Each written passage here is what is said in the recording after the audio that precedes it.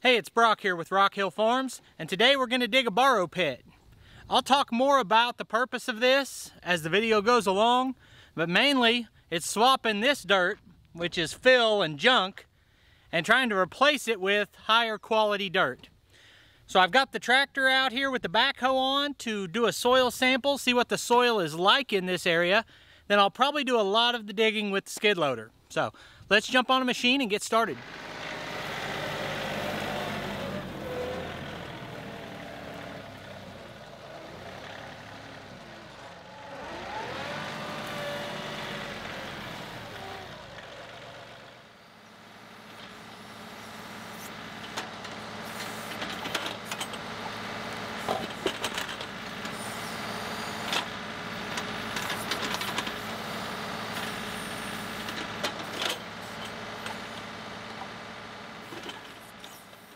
So the more time I spend running machines, the more I realize the importance of sorting out your materials anytime you dig, because all dirt is not created equal.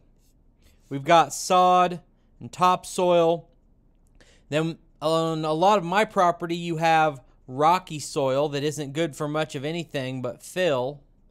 Then we've got clay and shale. And all of these materials have different properties that can be useful for different things.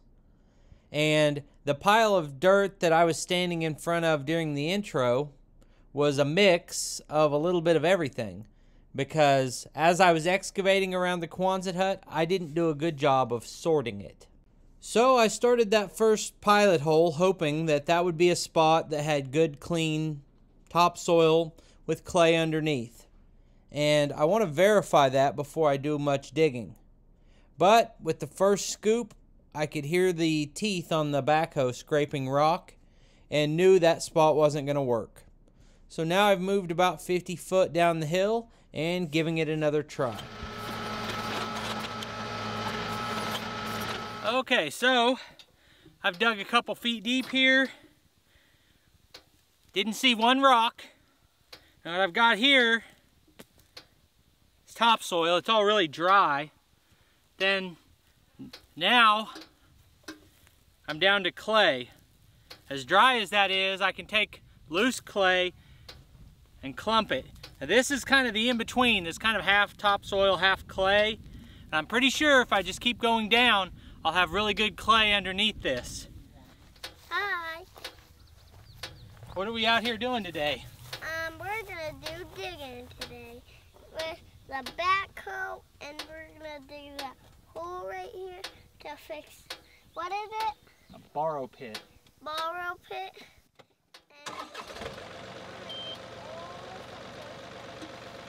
Okay, we're gonna do one at a time. So let's do this one first. Nope, wrong one. Do this one first. Nope, toward you. Toward you, we'll raise it up. Okay, now, go sideways with this one. Okay, now you got it figured out sideways. You go until you're lined up with the hole. Okay, when you're lined up with the hole, go forward with this to go down. Okay, now you're in the hole, a little bit sideways like this. Now you'll pull this one towards you to scoop it down towards you.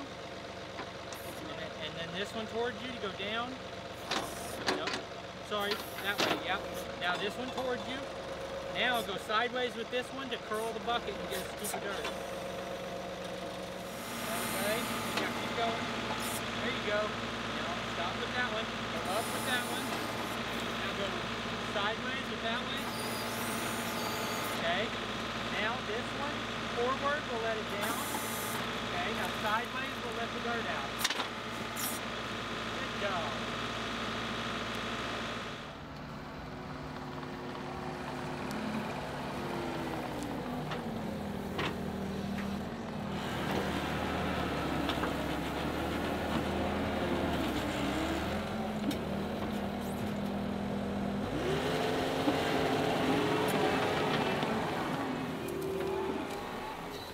So recently I've used different tooth bars on a tractor to try to peel sod cleanly, and that was a struggle, not because of the tooth bar, but because of the lack of pushing power that a compact tractor has to slice through the ground. And I've also removed sod with a sod cutter, and that is a ton of work. I was pleasantly surprised by how easily and cleanly I could peel sod with this. If I had thought it through ahead of time and cared how this area looked, I could have slid this sod back out of the bucket and put it back down. I think my long-term use for this area will be parking my trailers down here, so I wasn't worried about that in this specific case. Okay, I have not given this any thought yet today, but we are going to choose a comment of the day. I think everyone kind of liked that. Yesterday I talked about how I didn't really care for my 3-point wood chipper. I don't feel like it's very price effective and time effective to make my own wood chips. And I've got a lot of comments on that, so let's pick one of those. I'm gonna misspell this name, but this is one of my regular viewers, Jean Palmer Lowe. Sorry I messed up your name. I've been thinking about getting a PTO wood chipper with the hydraulic infeed option for a couple of years now. Ever since I got my tractor, I want a wood chipper, but I don't need a wood chipper. So I don't have a wood chipper, but I still wish I did. Just built a new attachment storage shed, so now I have room for the wood chipper. I hope my wife reads this. I hadn't read that comment. I didn't know he had the thing in there about his wife, but hopefully she sees this video and she gets permission to you to get yourself a wood chipper. I appreciate your comment. Everything you said sounds about right. That it sounds fun to have, but we don't really need one. Bringing up your equipment shed reminds me, I'm pretty excited that I've regained my equipment shed now that we have the Quonset, and I'm going to be finishing that off and getting all my equipment stored in there and organized again. So, very excited for that. Let's get back to digging.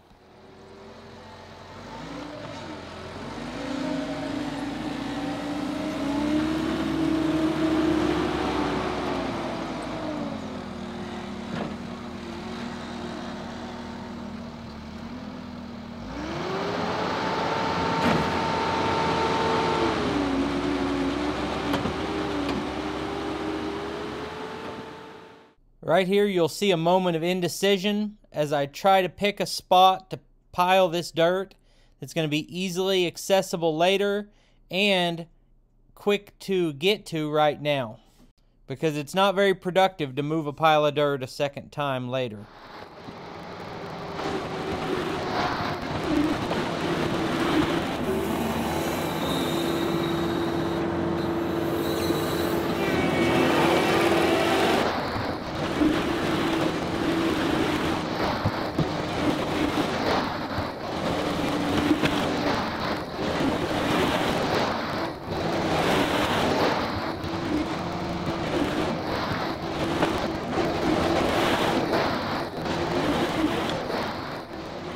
So, I just bragged about how easy it was to peel the topsoil, but I actually kind of fought with my technique on digging the rest of this out. Once I got a little bit of depth to it, it wasn't bad, but in the first part, I was having trouble getting it to dig in, and then when it did, it dug in too fast and pulled me down, rather than skimming a little bit at a time off. But I ended up getting a routine down that worked. It's just if you don't peel it off in smooth layers, it makes for a bumpy ride in and out.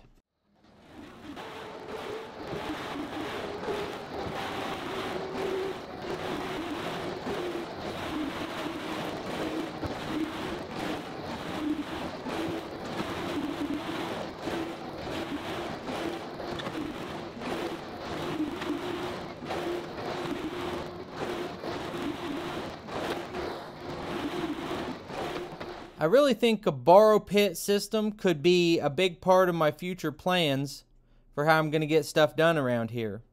Because as my regular viewers know, I have a lot of different projects that could benefit from having this resource of clay and topsoil.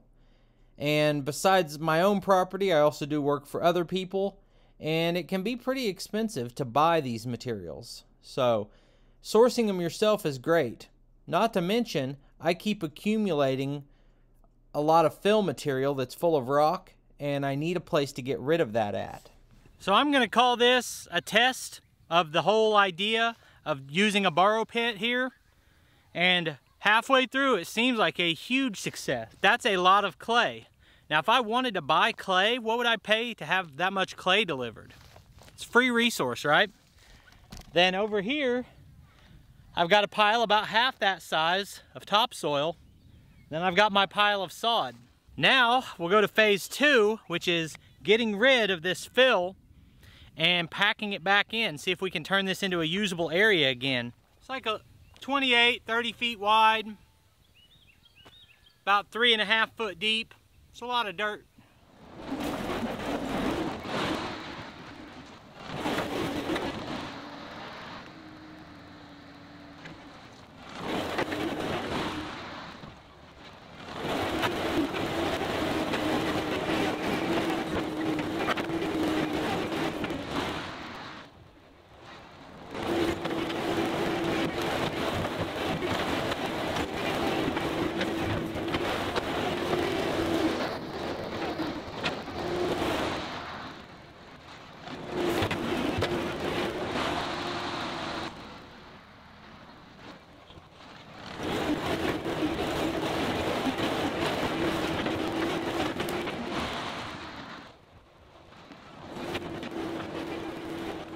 So, my plan going forward is not to dig one of these pits and fill it back in the same day. I'm doing that today kind of as a test, kind of to show you guys how I see it all working out. More as a general rule, the idea would be to dig a larger pit than this and just keep it open until all of your projects are done, or all the projects you have on your to-do list have all the material they need.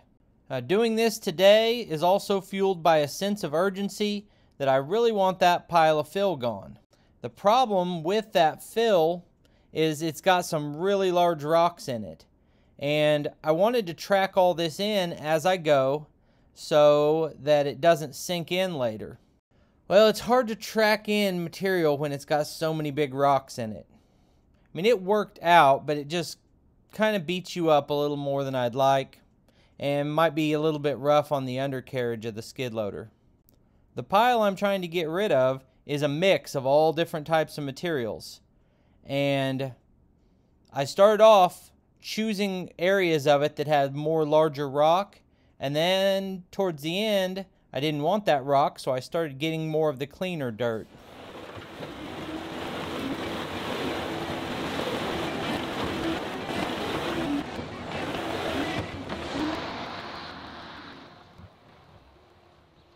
We're running out of daylight in a hurry.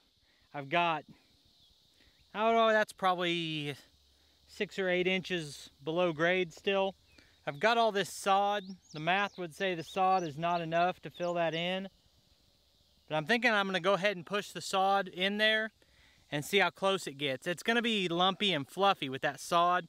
I'll probably come back through and hit it with the Harley rake. But let's see how that works.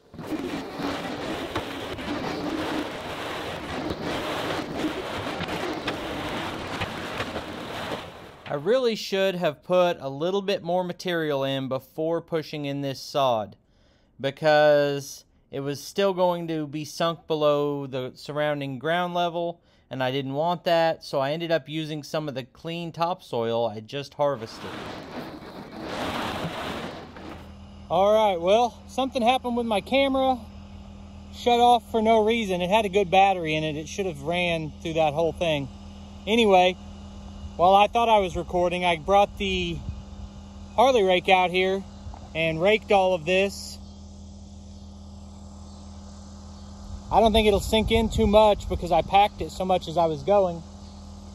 And I did use some of my topsoil from over here, probably used half of it, but I ended up gaining this big pile of clay. So I was happy with the way this went. I think I'm gonna dig another one of these about twice as big maybe right on this side of where I was, and not fill it in until I've got all of my projects done around here. I appreciate you taking time to watch this video. I'll put links on the screen to more of our videos, and I'll see you next time.